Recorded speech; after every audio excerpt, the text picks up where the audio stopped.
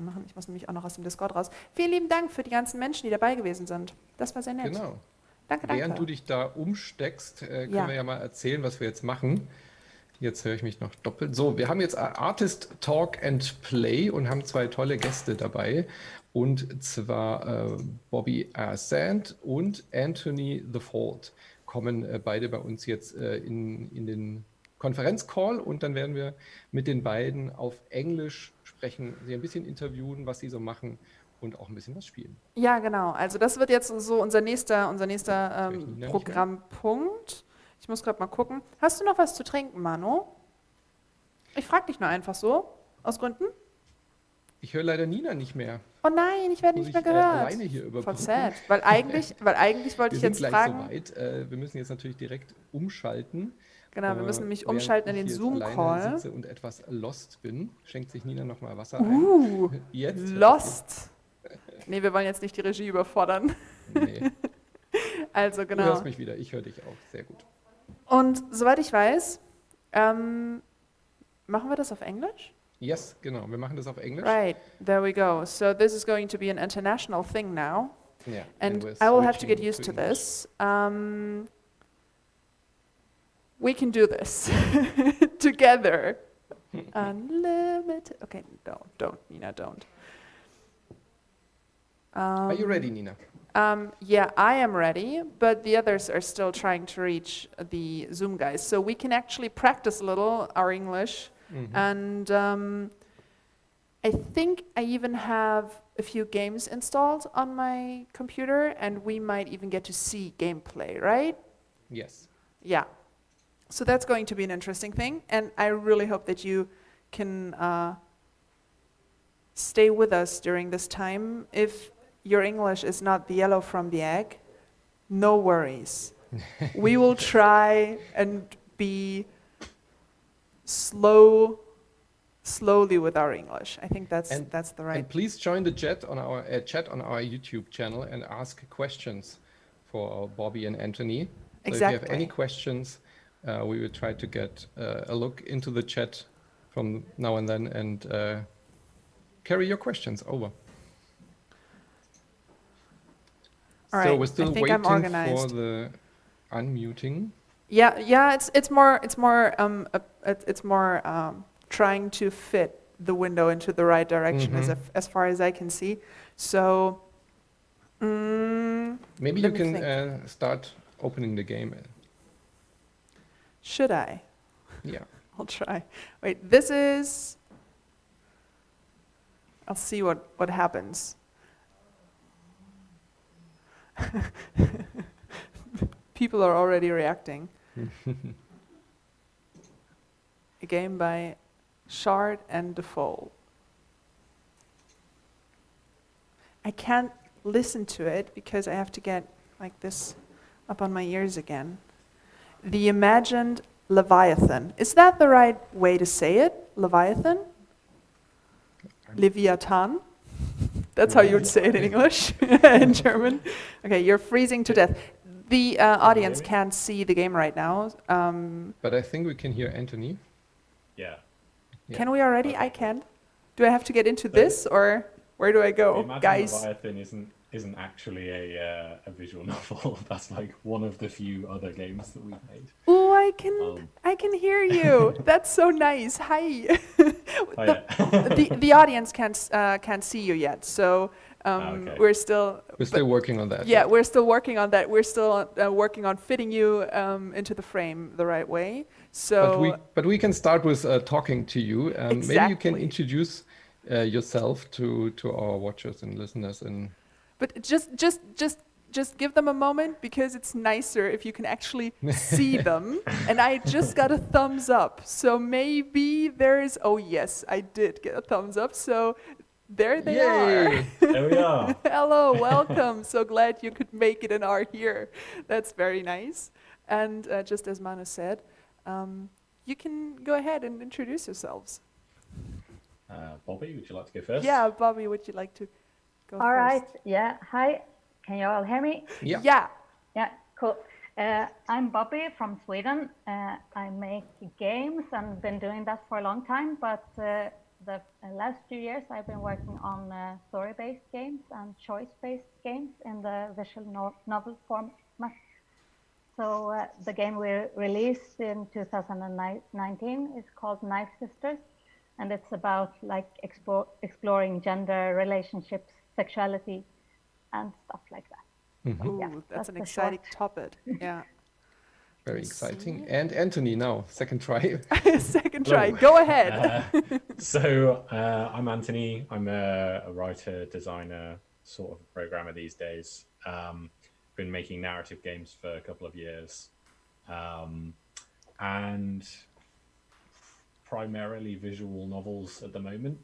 Although that was unintentional.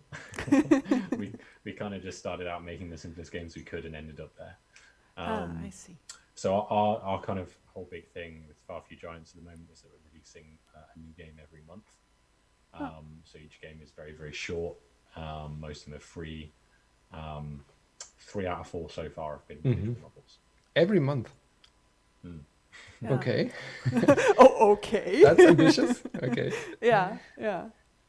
So what can you tell us about the game you brought us today? What are we looking at? Well, I think we're looking at The Night Fisherman, although Nina mentioned the Imagine Leviathan was actually the one that we've made that wasn't a visual novel.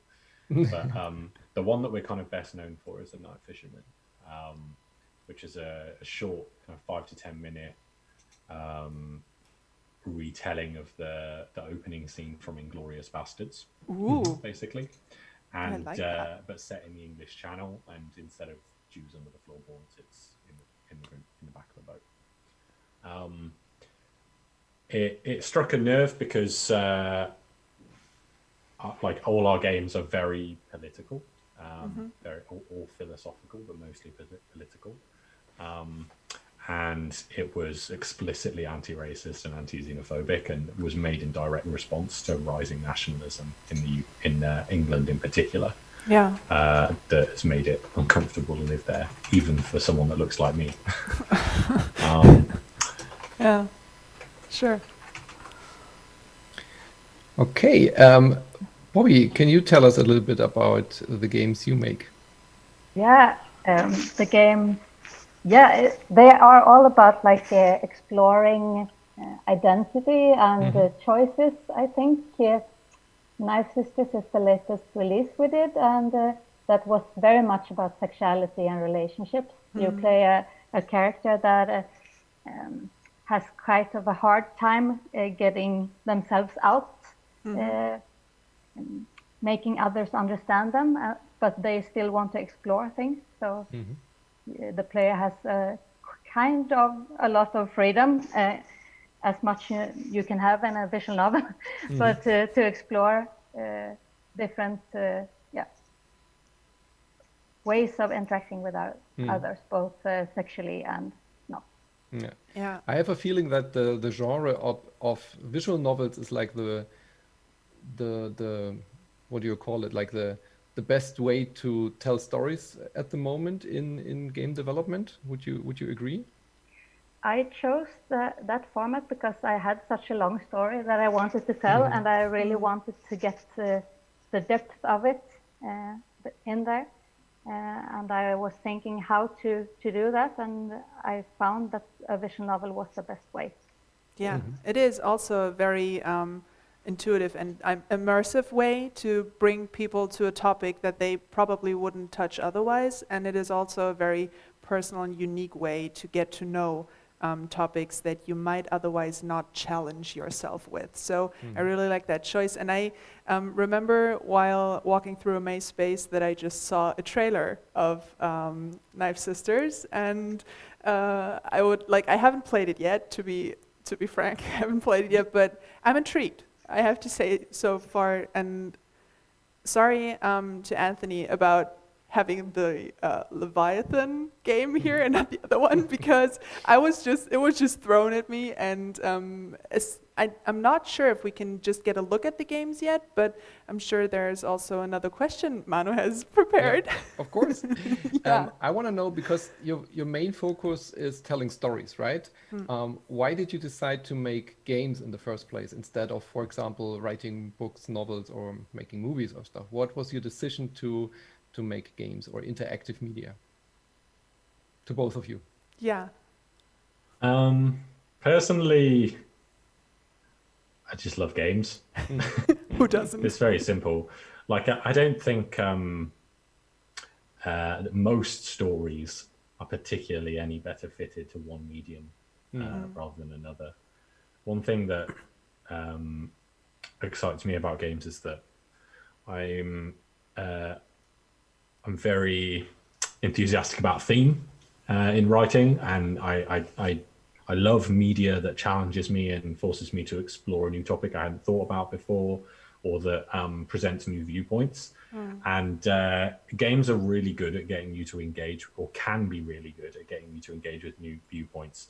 Because let's say if you've got a theme that's like, is technology good for us, or something like that, in an interactive fiction game, so that could be The Witcher, it could be a visual novel, it could be anything. You can directly ask the player, is technology good for us? Hundreds of times in different ways. So the way you actually ask it is that you give them a complex dilemma, like a scenario to play out, and then you're asking them to make a value judgment every time you ask that question.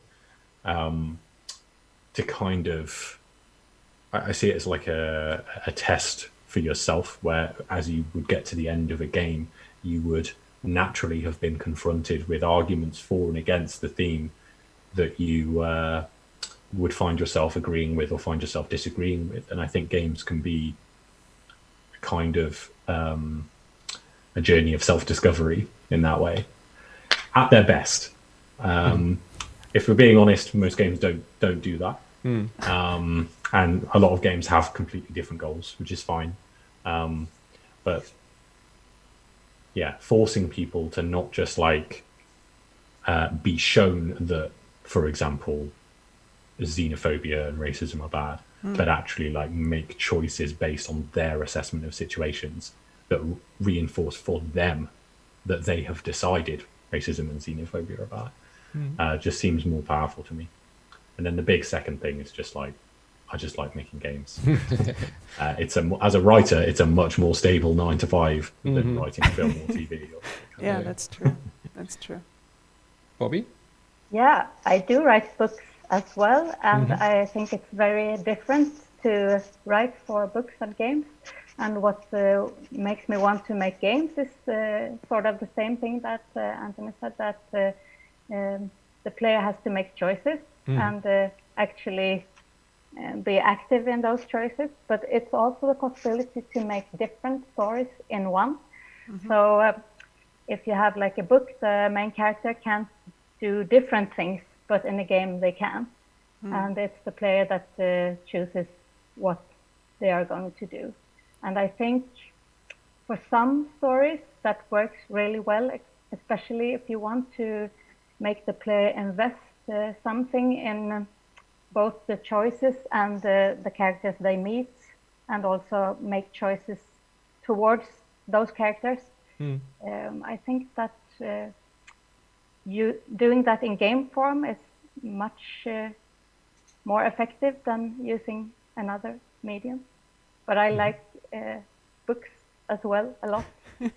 Yeah, well, books tell a story in a very direct way, and the reader is consuming it. And in games, there is this active point of it. I've been challenged by a couple of games throughout my life in a couple of ways, and I've always thought about games I always liked games that give you the choice to do something and to challenge yourself, but also a comfortable feeling. How did you guys decide how challenging your games should be for the usual mainstream person living a mainstream life? How did you decide on the level of challenge you throw at them? Because I know that there is a lot of people who don't really like to be challenged, but also like a little challenge. Was there like a decision, like a conscious decision about how much challenge you want to throw at people? Bobbi, please. Oh, that's a very good question. I'm not sure I really thought about that. I wanted because I had this idea for the game and I wanted to explore this character, the main character of the game, and let the players be that character. And of course, because Knife Sisters contains quite heavy topics like sexuality, BDSM, takes it quite far with they do knife play and stuff like that.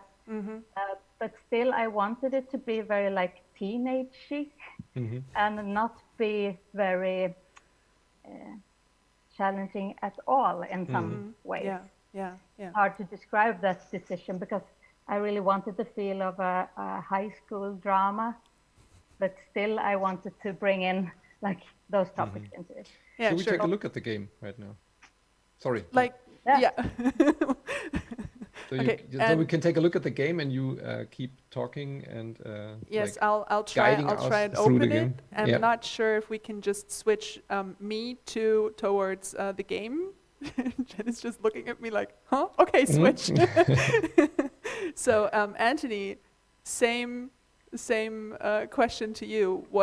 Where is your feeling for the level of challenge you want to give to the players, or did you even think about that at all? There's kind of two versions of challenge. So there's challenge in terms of difficulty to complete or achieve objectives in the game, right? Or there's challenge in terms of how challenging it is to a player, like how much it confronts their status quo. And the first one I didn't think about at all. That there is no challenge in those games. If you keep clicking through, there's no fail state where you're going to not reach the end of the game. It's more you're exploring a possibility space of different outcomes.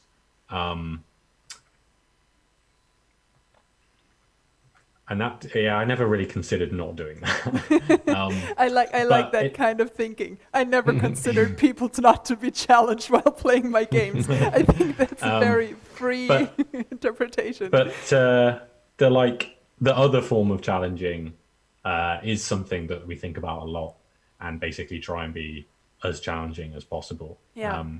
I think there's a lot of games that play very, very safe. Most of the mainstream games, if you compare games as a medium to something like comics or TV, most games play very, very safe in terms of challenging content or political content, that kind of thing. And there's good reason. Games are a massive undertaking, and there's hundreds of people's job security. They're not just brought onto an individual project as a contractor, in film or TV or whatever. There's loads of people's job security, and you've got all these massive companies, and so it's in everyone's best interest that they be very safe. That's true. But then you end up with stuff like what Ubisoft were talking about with The Division not being political, and now they've done Watch Dogs Legion, which is very explicitly political and but not actually challenging. It doesn't actually challenge the status quo in any way. It just kind of dresses up like Mr. Robot. So I potentially put myself in some dirt. No, it's fine. Don't worry about it. It's just this. Of course, there is this huge discussion about how political games are allowed to be, and because they're often mirroring our real life, and the community playing those games is the real life community. We have to talk about topics that are difficult and that are probably challenging to a lot of people. And I actually quite enjoy that, because I think it's a perfect medium to push people out of their comfort zone without the potential of harming them, because they can always get out. There is always this moment of, okay, I don't want to play this anymore because it's too challenging for me. I've had that with games, especially horror games, but that's a different question. Like Outlast has been a challenging experience, and there's certain ways to look at it. So I really quite like the boldness with the topics that you choose. So that's a nice thing. The interesting thing about visual novels, I think, is that because they're inherently low risk productions, like you really, to make a visual novel, all you need these days is like somebody that can cover art and somebody that can cover writing. That is it. They can be the same person. It means that you can, especially with what we're doing, just making them in a month, you're not like betting the whole farm on one production or loads of people's jobs on one production. So you can make something that's completely out there and really challenging and is going to get you hate from 4chan, and it doesn't matter because if it goes nowhere, you've only wasted a month in our case. Yeah, that's true. Right now, I know that people can already see Bobbi's game. I've just started the game, so we get to know Kylo, and I will just like click through, and maybe Manu can ask good questions about what I'm doing here. That is your hint, Manu. Go ahead. Yeah, let Bobbi explain a little bit what we see and what's happening. Yeah, that's. I guess you just started the game, so that's like the tutorial where Leo's best friend, Kylo's son, their plushie, just tells the player how to play this game. So that's the start. And so there's nothing exciting yet. No, not yet. Okay, but there is a nice description about the main character, I guess. And aren't you the cutest? Yes, I am. Thank you. I'm going to take that compliment. I wanna ask you, what do you think are you letting players explore new borders with your games? Because that's like the topic of the PLAY20. Would you agree? Is that happening in your games? Yeah, I would agree that it happens in my game, but it's on a very personal level, in personal relationships, and when you want to say no, or when you don't want to say no to things, what you want to agree on or not. That's about borders, but it's like borders for yourself. So we see the game in full screen now, Nina? Yes. Oh, we do. Nice. Yes. Let me see if I actually can hear any sound. I have to pick up this headset. Oh yeah, there's music. That's nice. I really hope that the stream can hear that too. I'm just witnessing the main character, and they're feeling sick. If I move, I'm going to throw up. Oh yeah. Who made the illustrations? Yeah, who made the illustrations? It's very, very cute. Okay, great. That's what Anthony mentioned. Like the entry level is very, very easy to manage, like for a person. Yeah, and it still gives a lot of ambience too. Like we talked about this before, Manu, where I said that I really like hand-drawn graphics because with these overachieving graphic style, there's often these the expectation is so high, and to see well-written games with nice, not simple but very low, like not low. Those are the wrong words, Nina. But it's like the art style doesn't want you to be the next Horizon Zero Dawn. And that's what I really like, because it shows people that you can tell great stories with not being one of those huge companies and that is crunch hours.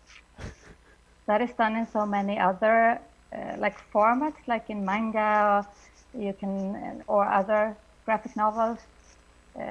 You know that you can tell a story and not have this hugely expensive production.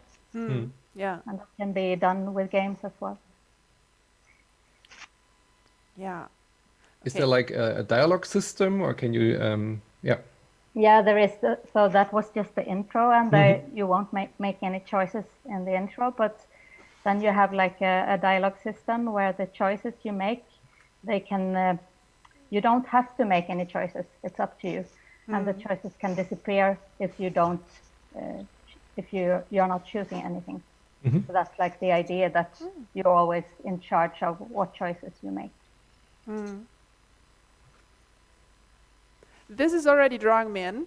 That's why I'm not saying anything. So you did well, obviously. Can I ask a question? Yes, Can I ask a please. question? Bobbi, what software did you use to make this? We used Unity. Mhm. So Were you we using didn't- any particular plugin or just Yeah, making Ink. the systems yourself? Ink. Oh, okay. So we went that way because we wanted to use Unity, and that was just like because I really wanted to learn more about Unity. So that's why we didn't use any other tools. So just because there was the first choice that I now made, and I really like how the dialogue pops up, and with every click, there is like a certain way of returning it. I really like that.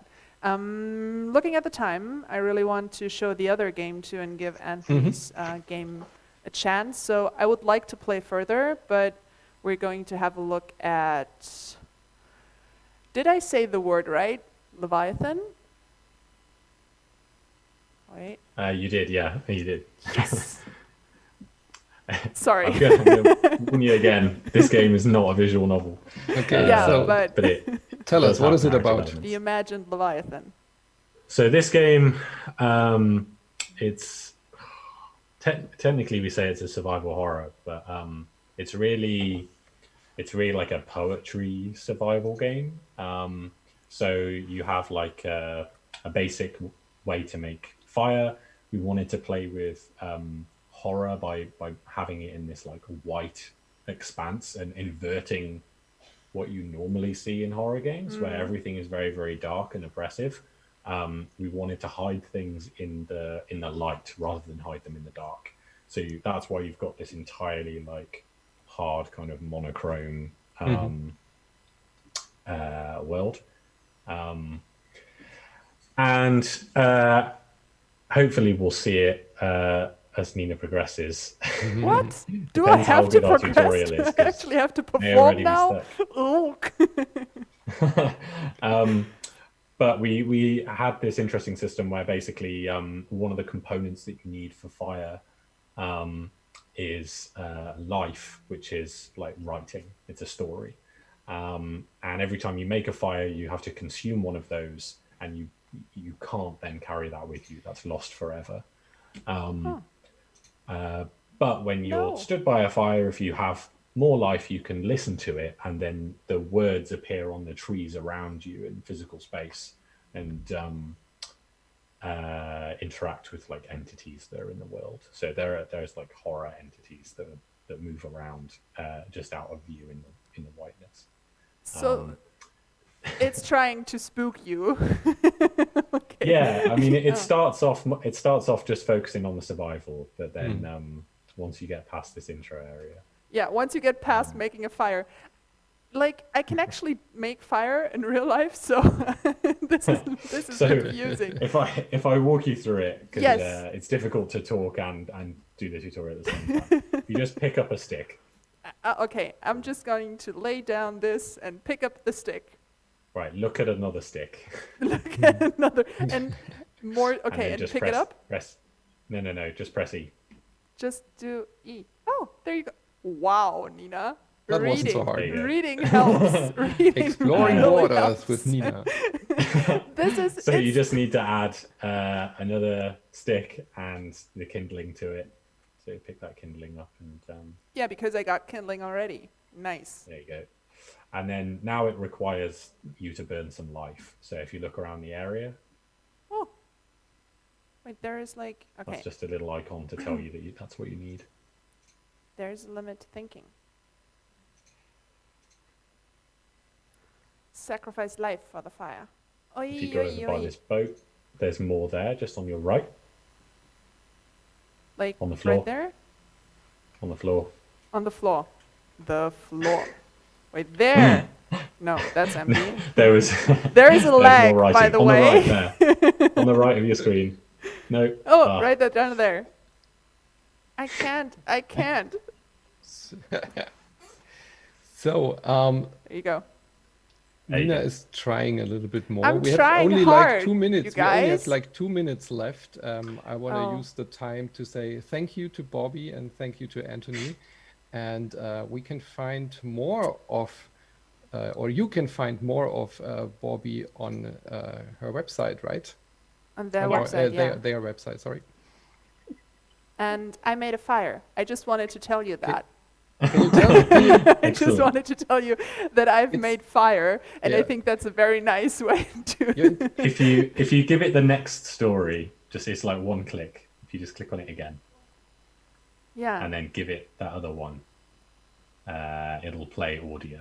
And if you look at the trees around you, I can listen to you twice now. you That's can. nice. Yeah. Nina, you have to stop now. Sorry, I'm sorry. I This was is in so the middle confusing. of saying goodbye. Bobbi, where can we find more? The best way to find more about Knife Sisters is knifesisters.com.